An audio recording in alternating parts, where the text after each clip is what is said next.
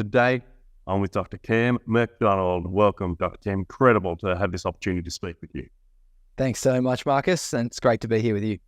It's going to be amazing. I'm really looking forward to this conversation. And for those not familiar with the impact that Dr. Cam has had, he's a leader, an educator, a scientist, motivator, and father. He is currently the CEO of Precision Health Alliance, a world-leading organisation focusing on the education of health professionals in the use of precision health. The organisation's mission is to eliminate chronic disease and pain by 2050, and having healthy and resilient as the norm.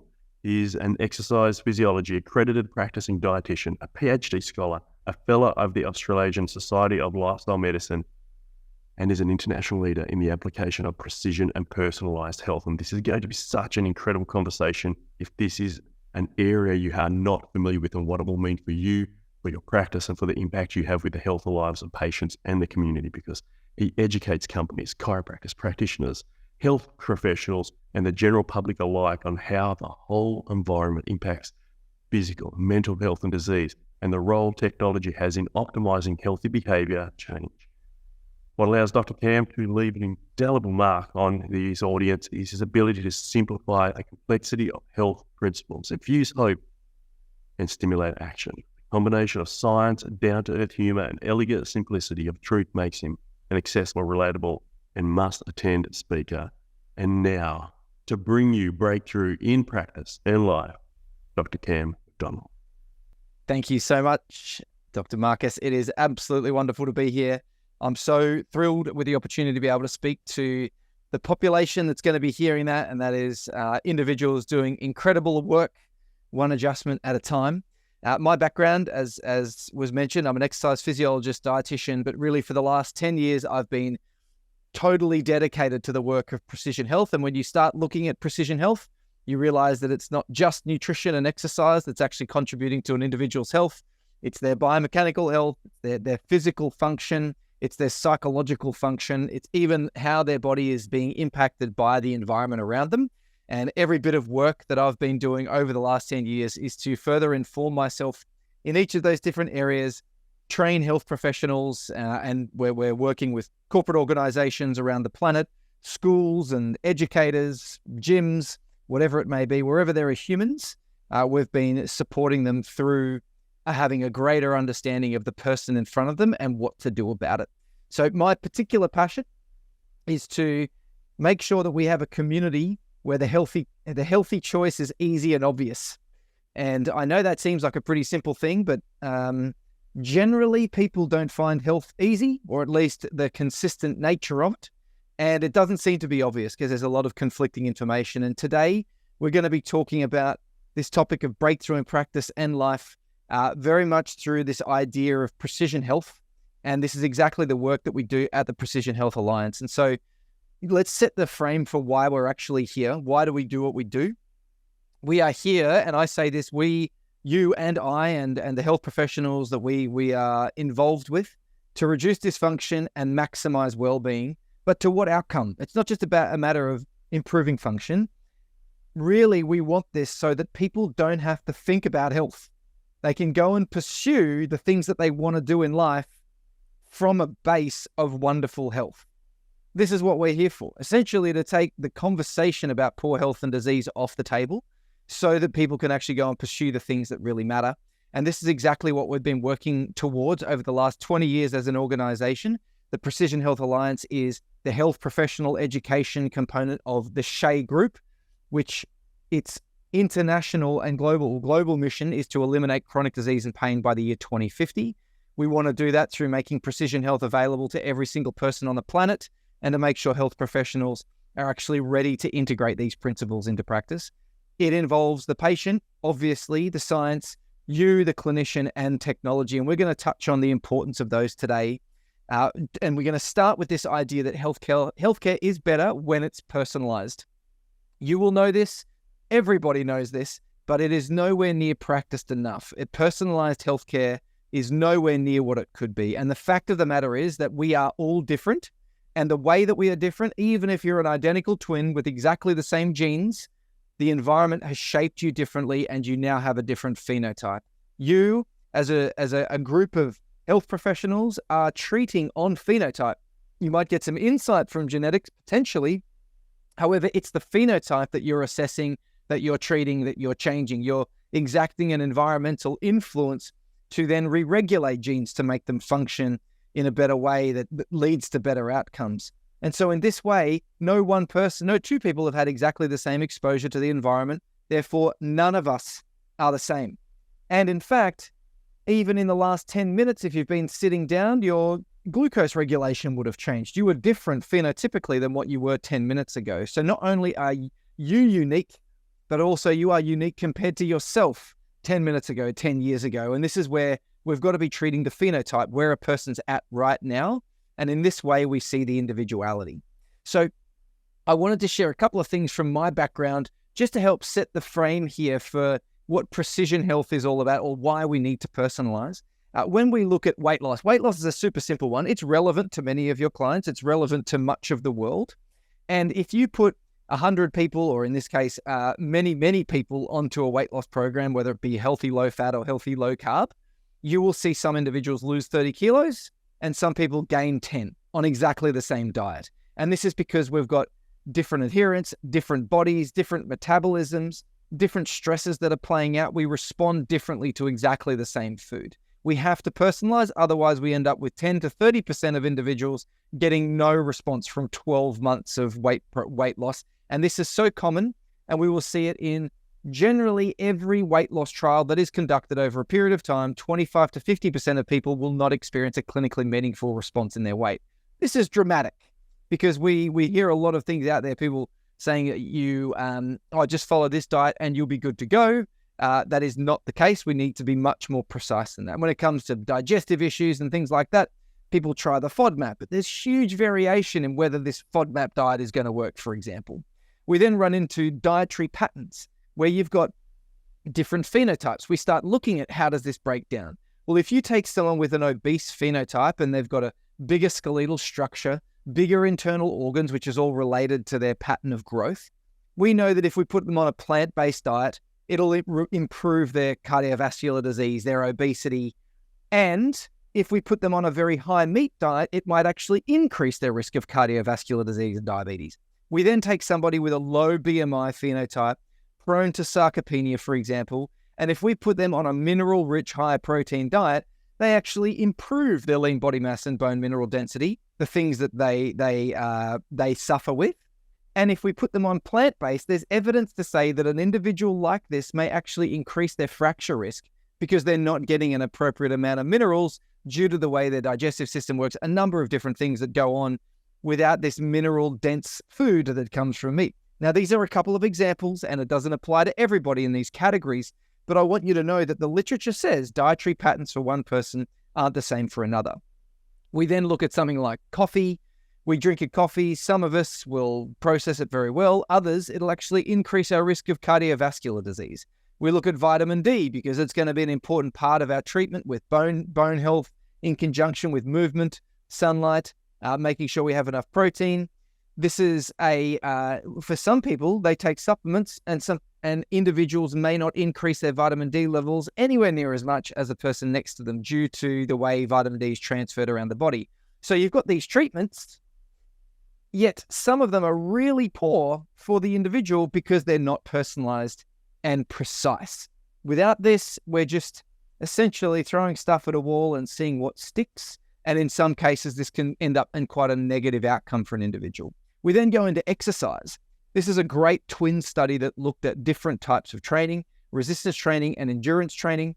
And what they found is that when they trained people in strength, everyone got stronger a little bit. However, you can see that some people got very, very strong and other people didn't get much stronger at all, doing exactly the same training for 12 weeks. Whereas some individuals, when they looked at their VO2, they actually increased their fitness levels doing strength training. Some individuals didn't. Then they made them do endurance training and they had a look at VO2 max. Some individuals would actually improve their fitness. Other individuals did not improve their fitness and got less fit. This is a very, very important thing, is that some individuals will not get fitter doing VO2. But what's really interesting about this is that when we're looking at a person who didn't respond to aerobic training, if they go and do resistance training, their VO2 actually increases. What I'm saying here is it's not about the type of training. It's actually about the person that is doing the training. If you've got a strength-based person and you make them do strength training, they get improvements in strength and VO2. Whereas some individuals will get VO2 improvements from strength training and also endurance training too. It's not about the training, it's about the person. And if someone's not getting a response, you can actually rescue them by doing a different type of training and helping them get a result. Now, there are some people that didn't respond to either, and there's reasons for that. But ultimately, I want to just share with you that non-response, you take 100 people and make them do some aerobic training and you think everyone's going to get fitter. Well, they're not. And the science has been saying this for 30 years. We have to personalize exercise, let alone all of the other things going on. Now, to take it into a world that you're probably a little bit more familiar with, let's look at cortisol and parasympathetic and sympathetic balance of the autonomic nervous system. We take night owls and early birds and we make them do high intensity interval training in the morning. And what we find is that the night owls, if they do high intensity intermittent exercise in the morning, they will show a higher sympathetic outflow of their autonomic nervous system, and they will have a much longer period of time before their vagus nerve reactivates. So an early bird, however, will do this training and they'll immediately go back into vagal recovery. This is a problem. If you've got someone wound up in a sympathetic drive for a large part of the day and it's not designed for them, they're going to experience poor health. And we see the same thing. These measures right here are cortisol measures. Cortisol is much higher following the high intensity interval exercise in the morning for a night owl. What I'm saying here is if you've got someone who's a late person, a late chronotype, they will experience more stress and they will have a different autonomic nervous system pattern following that training compared to an early bird that will have a healthier, in inverted commas, profile of both cortisol and their autonomic nervous system. We then look at that training in the afternoon and both types of individuals are totally fine with it. Cortisol release is lower. Naturally, it's lower at that time of day anyway. And we see no real issue with the autonomic nervous system. So you can see a client, you think, geez, you're really wound up today, but it's because they've done early morning training, not because of the stress in their life or the biomechanical dysfunction that they have. It's actually due to the fact that they are wound up from doing exercise at the wrong time. This is one of the reasons that 4% exists, because they're doing the right kind of exercise, but they're not doing it at an appropriate time that allows the best balance between stress and recovery. So I wanted to share a couple of little things there about the nutrition and the exercise, just to really emphasize the point of why we need to be thinking about the differences in people just from those environmental phases. And then also when it comes to behavior, we know that people differ in their behavioral genetics. And we know that the older you get, the more aligned with your behavioral genetics you become. You actually discover more of your baseline personality as you get older because you are getting to know yourself better and your genes express more and more predominantly as you age. We know that different people process information in a different way, visual or linear, words versus intention, and the tone of voice that you use. We then also know that some people are early birds, night owls, intermediates. We know that there are different neurotransmitters that makes people more active with their adrenaline release because they release more ACTH. They have a greater norepinephrine, epinephrine, and adrenaline release. So when you've got a person like that, they're going to act fast. They're going to be more reactive. Whereas another individual with higher prolactin levels and the receptors associated with that are going to be more nurturing, because that's the psychology that is fostered by a prolactin dominant body, and it infiltrates their identity throughout their life. So we're going to have different people that respond to different information in a different way. You say, hey, I need you to do these exercises. I need you to do this. The action-based person says, let's do it. Why can't we start already? Whereas the nurture-based person, the prolactin, is thinking, can we do this together? I want to be nurtured through this process. And that really influences the way that they pick up the information that you're providing to them. If we're not personalizing our language, then we're missing the mark with maybe the instruction that we're providing and the safety that we're setting up for an individual in practice as well.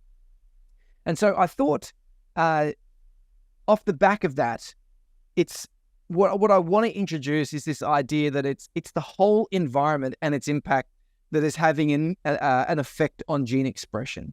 Now, when we're looking at, the outcomes that might be common to both the general work that we're doing in precision health and chiropractic practice, we're looking at neural, digestive, fascial tension, the function of the biomechanics. We're looking for balance of the autonomic nervous system. We're looking for reduction in pain. We're looking for an improvement in immune system.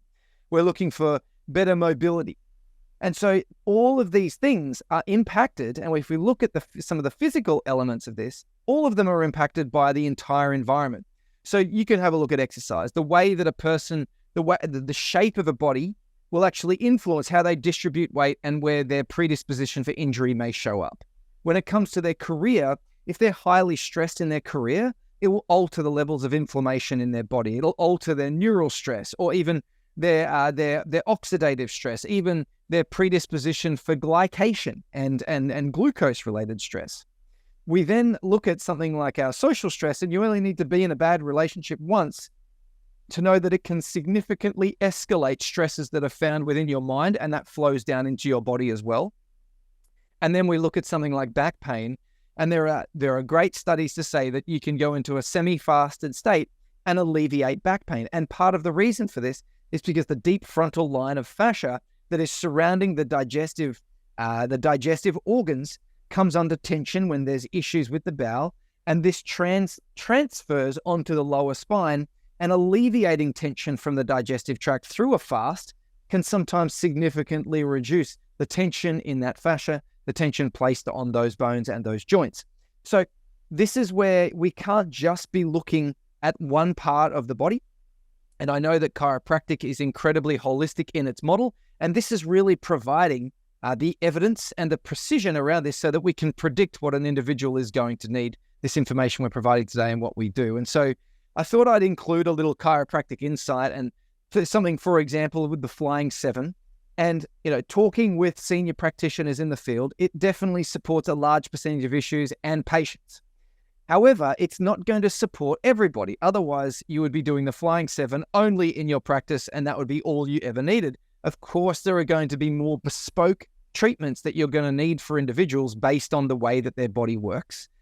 And for example, you might have someone who's particularly wound up in their sympathetic nervous system, and there's evidence to say that a upper cervical manipulation or adjustment, I should say, an upper cervical adjustment may lead to a decrease of sympathetic activation and a greater parasympathetic increase, versus a thoracic adjustment may then contribute to a greater sympathetic output.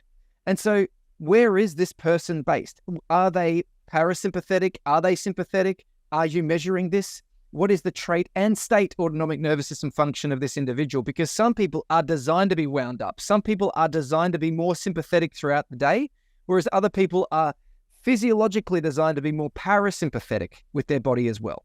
So when we're thinking about what is appropriate for this individual, we need to be considering more than just their function, as you know, and as I know is being practiced. And so healthcare is better when it's personalized to the responses of the individual, to the whole environment, as we just discussed. And in order to be precise, we have to understand, how did this person develop? How did they develop in the womb? What are the genetics that go back into their lineage, their hair color, eye color, skin tone? Where did they develop in the world, and what kind of environment do those genes need to thrive? What's their medical history? What's their ancestry? What are the short-term signs and symptoms? What are their biomechanics, clinical signs, mental health, sleep and food, climate and temperature? All of these things influence your autonomic nervous system and your response to stress. So what is their current state, as long as their development, as well as their developmental? Then we need to adjust based on a total clinical picture. And then you need to create an environment that sustains the therapy.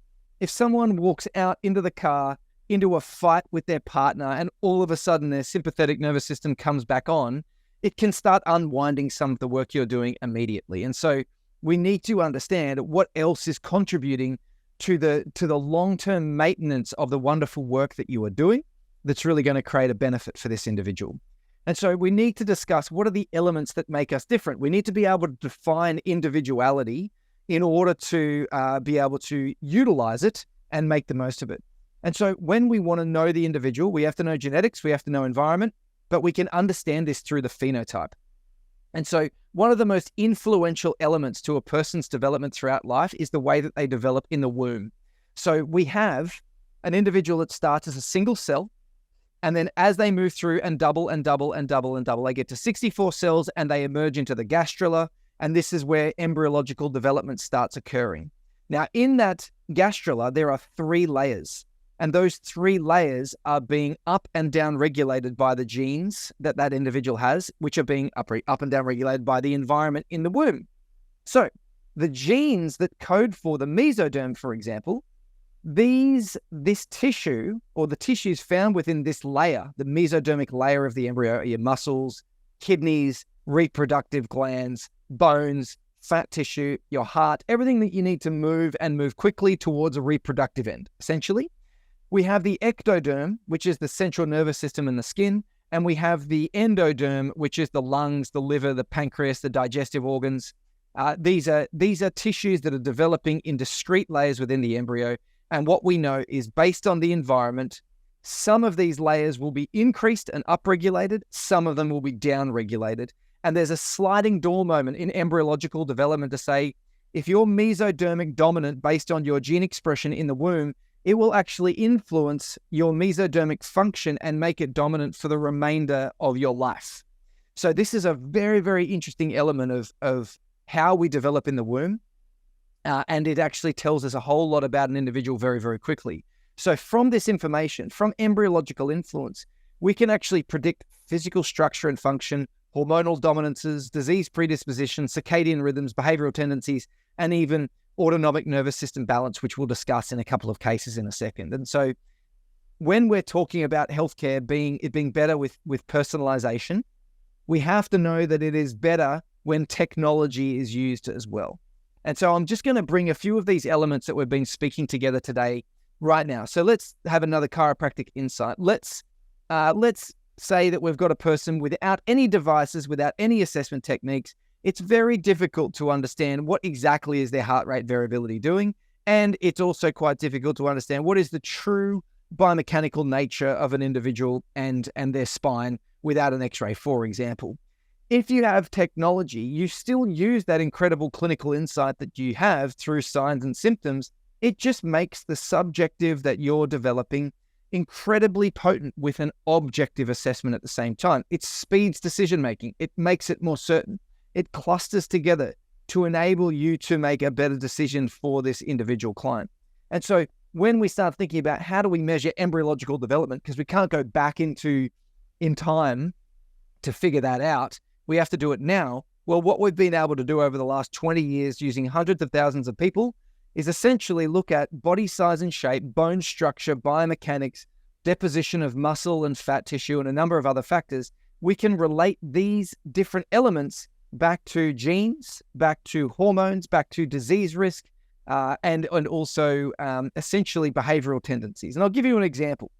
There's a very interesting little mechanism that happens. If you're exposed to more testosterone in embryological development, you will end up with a longer ring finger than you do index finger. So if you just look at the length of your ring finger versus index finger, you might notice that, and I've got a longer ring finger than I do index. This is because I was exposed to more testosterone in the womb. Now, that is an embryological phenomenon that has changed the structure of my bony protuberances. I have a different length finger due to an embryological influence. This is a lifelong influence that it's having. The second thing is that we know that testosterone and the thing that creates the longer ring finger is also associated with a slightly more aggressive response to things. It also makes a person slightly more action-oriented, slightly less patient, slightly more challenging. Whereas if you've got a longer index finger and a lesser amount of that sex steroid exposure during embryological development, we see the other end of the spectrum in behaviors, more maternal instincts, more attachment. And so what I want to share with you right here is what happens in the womb changes our body structure and function. This is through hormonal influence and long-term hormonal influence over time. And it's also in the same system as our brain development. And so we end up with behavioral predispositions because of the hormones that we're exposed to changes the way our brain develops. And so we can look at a marker of our phenotype like this, like our neck circumference, like our femur length, like our waist to hip ratio. We can determine genes, hormones. We can even infer behavioral tendencies from these features as well if you have a good understanding of the endocrinology. So I want to share this with you because bringing all of this information together is not simple, and it's done through technology. And we're able to now map these embryological developmental differences onto the 360-degree circle, with the mesodermic influence being mapped to the top left, ectodermic to the bottom, and endodermic to the top right. This is essentially everyone will get placed as an adult or even as a child onto this spectrum somewhere, and this then tells us what are the tissues that have been most dominant in their development. This gives us so much information, and I'll share some of those examples right now so you can get some really tangible insights. I'm going to do that with two individuals. One is an individual that has developed predominantly out of their ecto and their mesoderm, and so they end up with a cluster of both. Instead of it just being neurological or musculoskeletal, these guys are more predominantly affected by neuromuscular issues because they are a combination of their spinal tissue and their musculoskeletal tissues. We then have the guardian, who is more dominant in their endoderm, which is the digestive organs, the pancreas, liver, and there's a whole other picture of physiology that comes along with a person that develops dominantly like that. And so with the health type lens and the predispositions, what does it actually do? This is where we can take the assessment in practice in around about 20 minutes. And we immediately get an understanding of, we've got an individual with this longer, leaner skeletal structure. This comes from their neural influence in their development. They don't have the same growth factors and growth hormones that the guardians have, which are these guys, these endodermic dominant individuals here. We see neural and muscular issues. And so we see cognitive degeneration and sarcopenia as risk factors for this individual. From a biomechanical point of view, they have longer femurs, which means they squat differently, they move differently. We generally see an association with stiffer collagen. So depending on various genes in the collagen, these guys are much more likely to be rigid. They are very typical to have cervical and upper thoracic tension and a flat thoracic. We also see in their autonomic nervous system some of the cadaver work that we've done in our chief medical location in Italy. These guys actually have twice the thickness of some of the splanchnic trunks of their sympathetic nervous system. So this is when they release a sympathetic output, it is greater in this body than it is for other individuals because there's actually more neural tissues supporting that pathway. We also see that their behaviors, because of their dopamine receptors in their VTA, a part of their brain, the ventral tegmentum area, they will see that they are very mission-focused, outcome-driven. They'll be skeptical. They'll be hyperlogical. This comes along with those features of higher dopamine levels in those regions of the brain, and they do better with higher carbohydrates, moderate protein, and mineral-rich. So we know all of this just from understanding their embryological development, because how you develop in the womb affects every single organ and its function versus another individual. And you'll see a more common pattern here of this individual right here with larger bones, larger structures. They are more prone to type 2 diabetes, hypothyroidism, fatty liver, metabolic syndrome. They actually have a larger, longer bowel. This is due to their embryological development, and they have a bigger liver. They have a bigger pancreas that releases more insulin. They have a longer bowel, and that is another risk factor for predisposition for metabolic syndrome. But this is just how this body goes out of balance. It's not good or bad. It's just how this body goes out of balance. This body doesn't get obese, or is very difficult for it to get obese, and so it doesn't face the same types of issues. It faces different ones. Biomechanically, larger bones, joints, and muscles, but they have proprioceptive issues. Their autonomic nervous system is more parasympathetic dominant. They have a larger insulin release. They have greater growth factors. They grow bigger for any given environment. When they stress, they gain weight. Their behaviors are more nurturing and protective because prolactin is higher for this body. And so prolactin is a hormone that makes you more maternal. It makes you more family-oriented, and you appreciate it when you are surrounded by family, let alone this person just wants the mission. They even make their family into a mission. This person is about making their community into their family. Because of the way their hormones drive, they want to be surrounded by people, they want to be nurturing people, but they also need to be nurtured. and they do better with a higher veg, lower protein, semi-fast diet. The deep frontal line is particularly relevant for this individual because they have larger mass in their digestive functions. We see more lower back issues resolved through fasting with this body than we do with this one, where the issues are more upper spinal issues.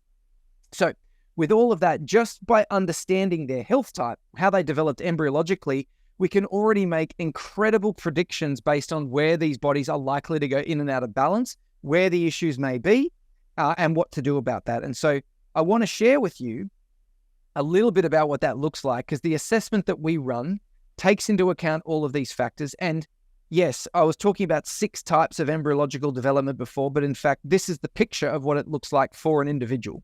It's very, very complex. Yes, they've come out dominantly at the top left here, but they have a mixture of the other health types in their body as well, because we're developing from every layer, but some layers are just more dominant. And so this allows us an incredible amount of nuance, particularly when we're looking at hair color, eye color, skin tone, medical history, all of these factors, activity levels, food intake, geolocation. This can change the way that a body presents.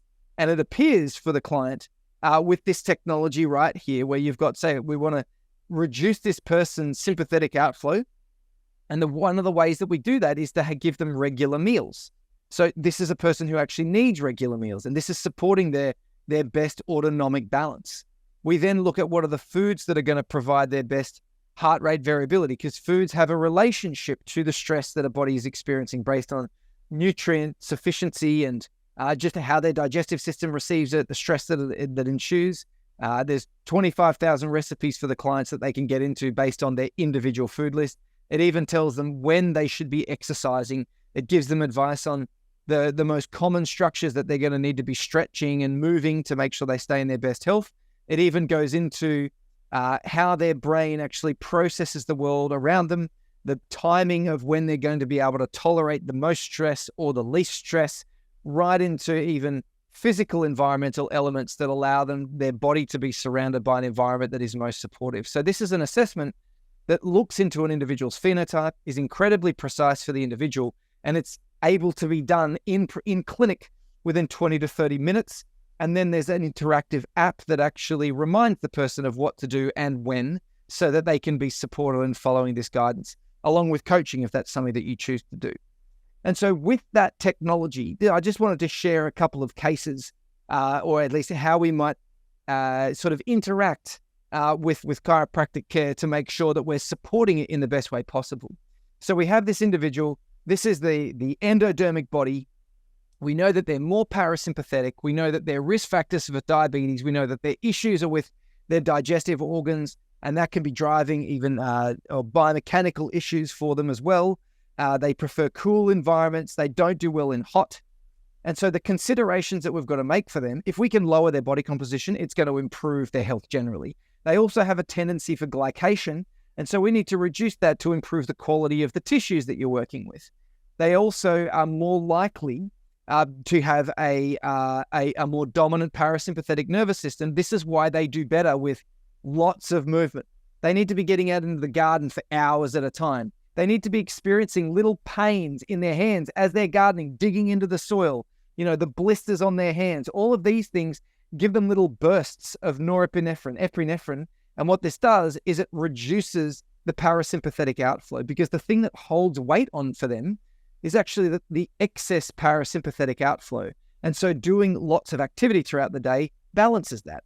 They need to move gently after meals. We don't want them sitting down after meals because it over parasympathizes their body. So they get up and move. This improves blood sugar levels.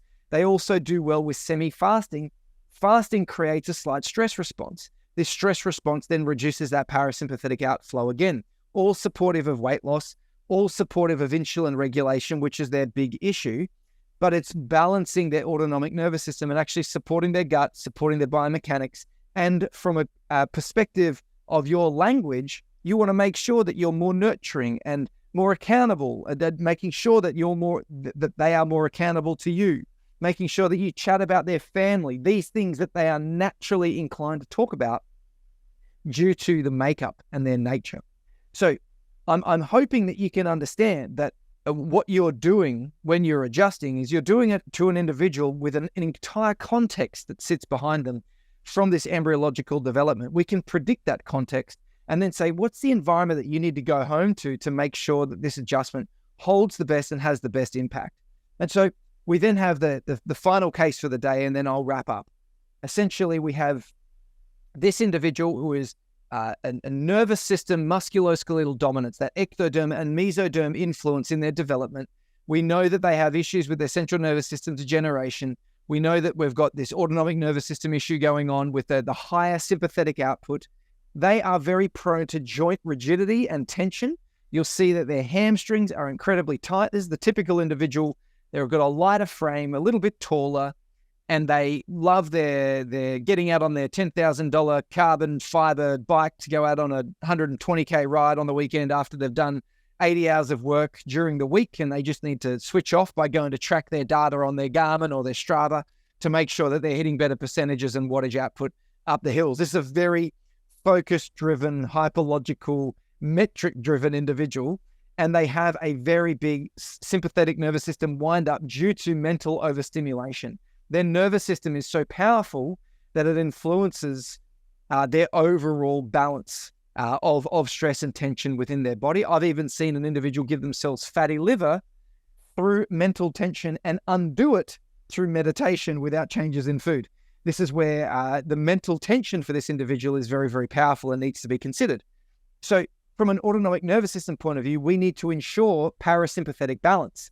And so they need to meditate. They need to be doing stretching, mobility, yoga. They need to have regular meals that are highly digestible.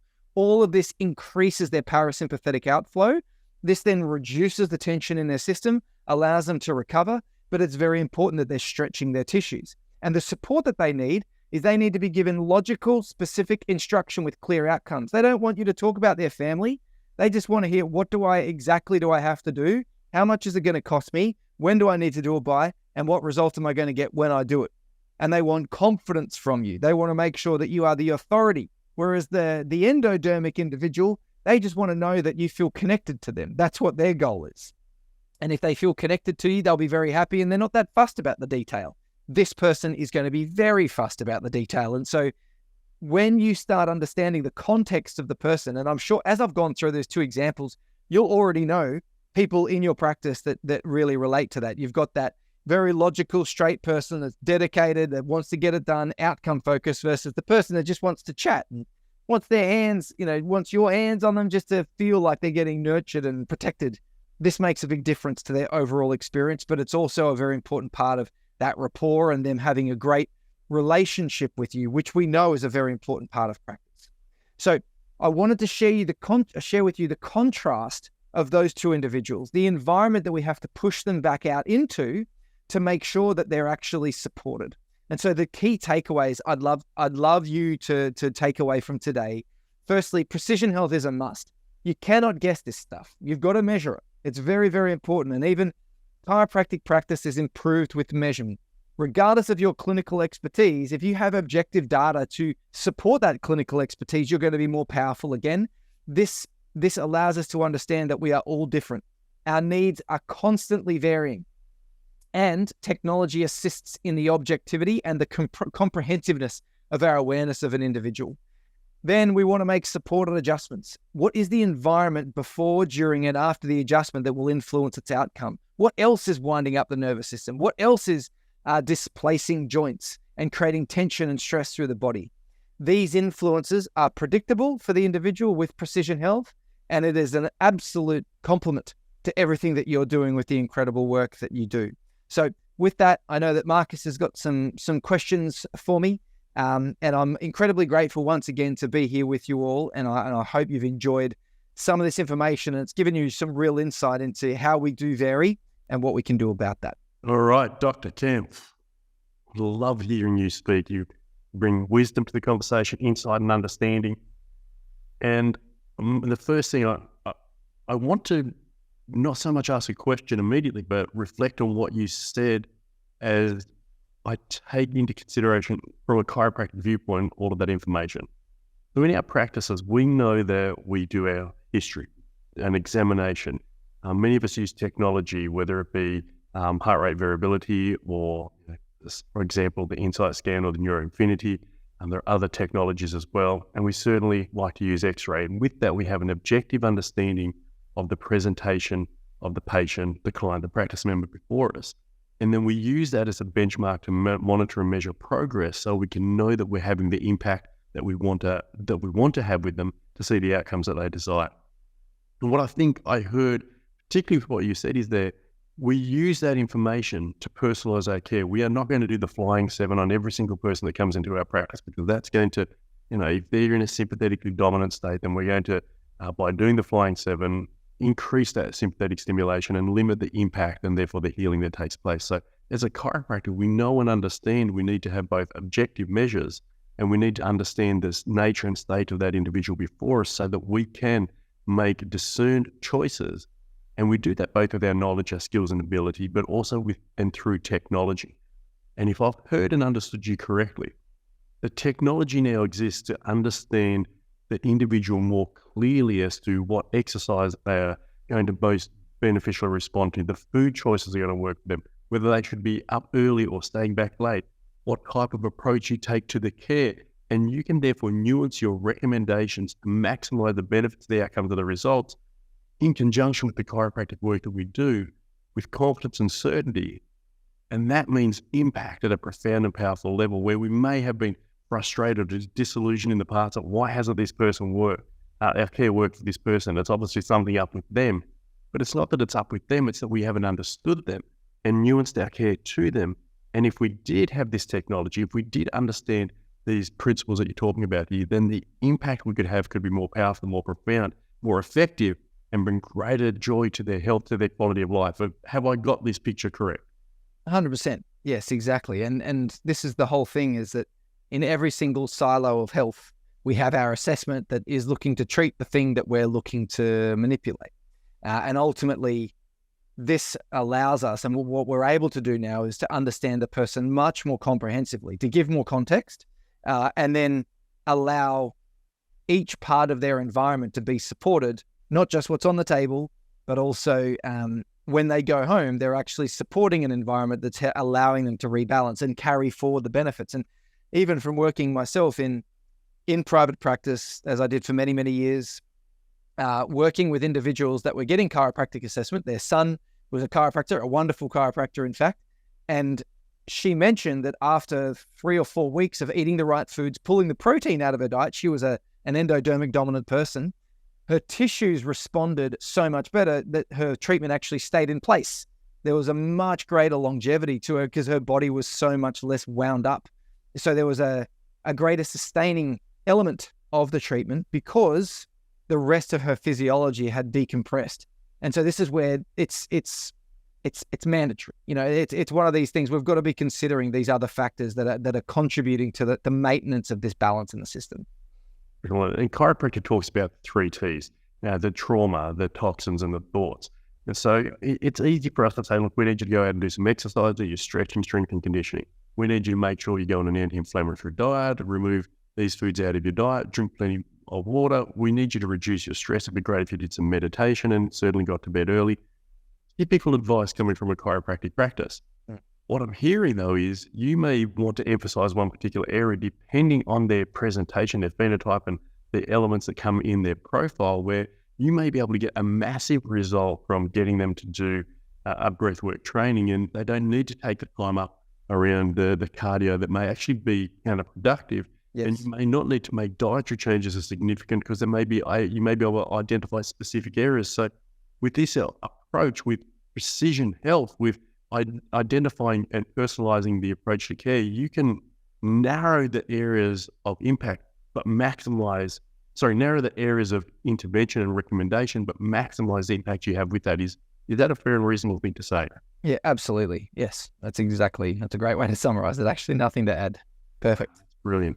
And, I think this is such a great insight. And so tell us a little bit about this technology, because, chiropractors will understand the use of technology for measuring heart rate variability and understand X-ray technology. But this is something I'm sure a lot of chiropractors are not familiar with. And I'd certainly, I'm fortunate. I've been incredibly blessed to have conversations with you to utilize this technology in my own life. But I'd love for people to have an understanding from from you as to what this technology is, the accessibility of it, and how it's used within a practice setting. Sure. So this is what makes it so wonderful, is that we started out with our mission of eliminating chronic disease and pain by 2050 after the human genome had completed mapping, but it was thousands of dollars, tens of thousands of dollars to get your genes measured back in 2000. So we said, how can we measure genes, but more importantly, their gene expression, without having to do very expensive testing? And so we started taking a vast array of measures, looking at lots of different anthropometric, different elements of their body, right through to lots of clinical markers: hair color, eye color, skin tone, disease history through life, symptoms that they're experiencing right now. And over literally tens of thousands of individuals, we're able to hone down the key ingredients of what allows us to define these very important developmental and health differences for these individuals. And so it's delivered through a platform. It's available. There's no blood tests or saliva required. We look at things like the size of your skull, which is a correlate to growth hormone and the genes that you have for growth hormone. The thickness of your neck is associated with endodermic developmental influence and is a predisposition for diabetes and fatty liver just by itself. If you've got a thick neck and a flat stomach, there's still a great chance you'll get diabetes as you age if you let things go out of balance. So there's all of these different markers that we're able to say, leave in.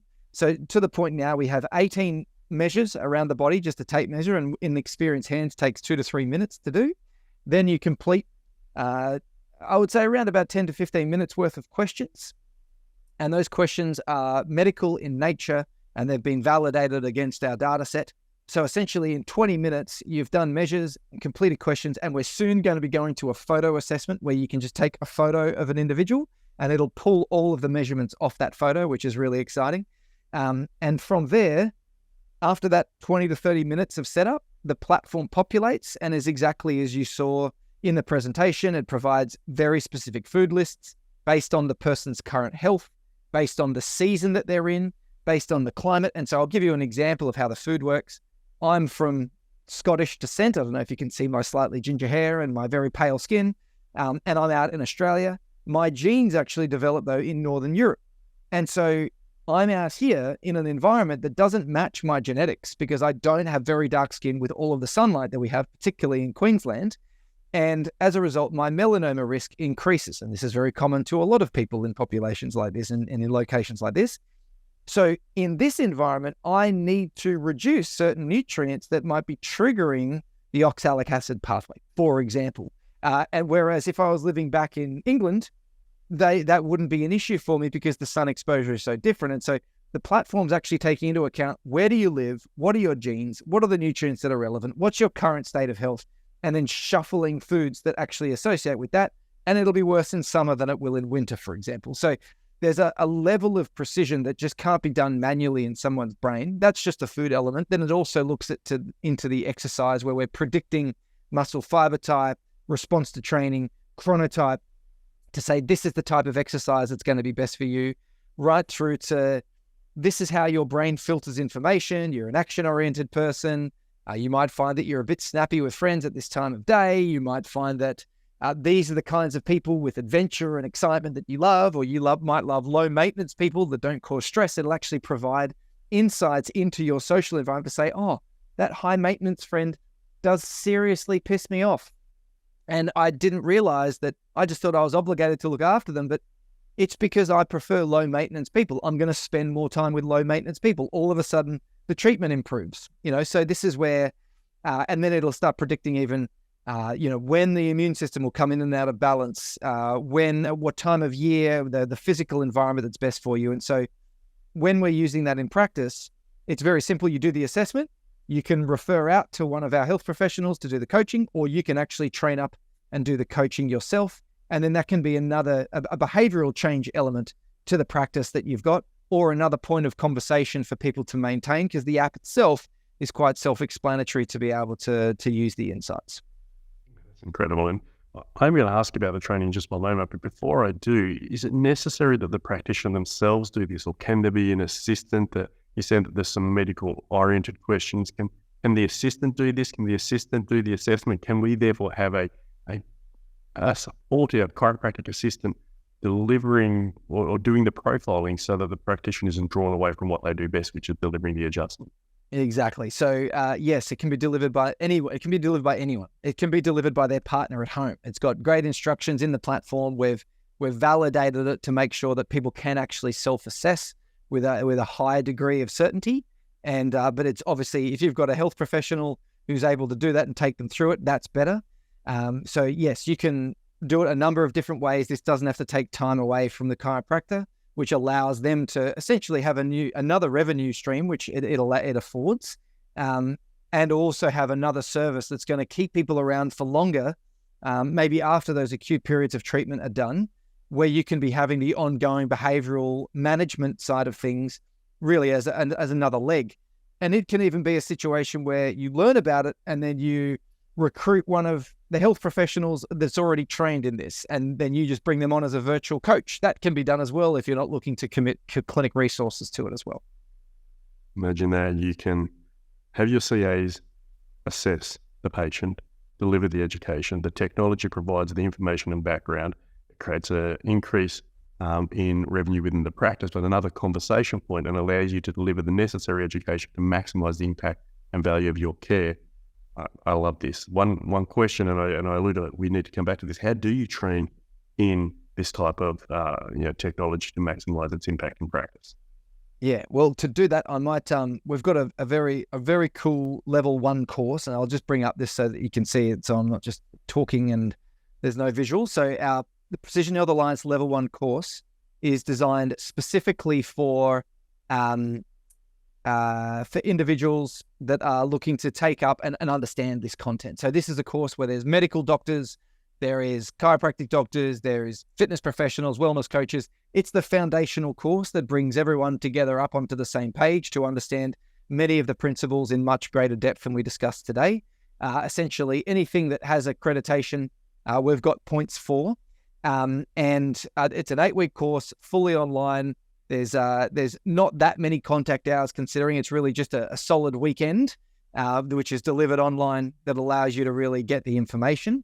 And from there, at the end of it, we actually, as part of the 8 weeks, we actually run a 10-day challenge for your clients. So you can say, hey, clients, I got 20 clients here that I want to get onto this and give it a test. You send them along to the 10-day challenge, and we facilitate that for them so that they can actually get kickstarted. And this is a perfect place for the CAs to learn how to deliver a little challenge, to deliver the initial phases. So it's real practice, practice while you're learning, which we just want to help people. We want to make sure that people are getting more precise outputs.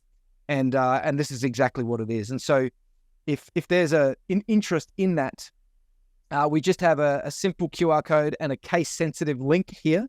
There's courses that run in Feb, June, and October.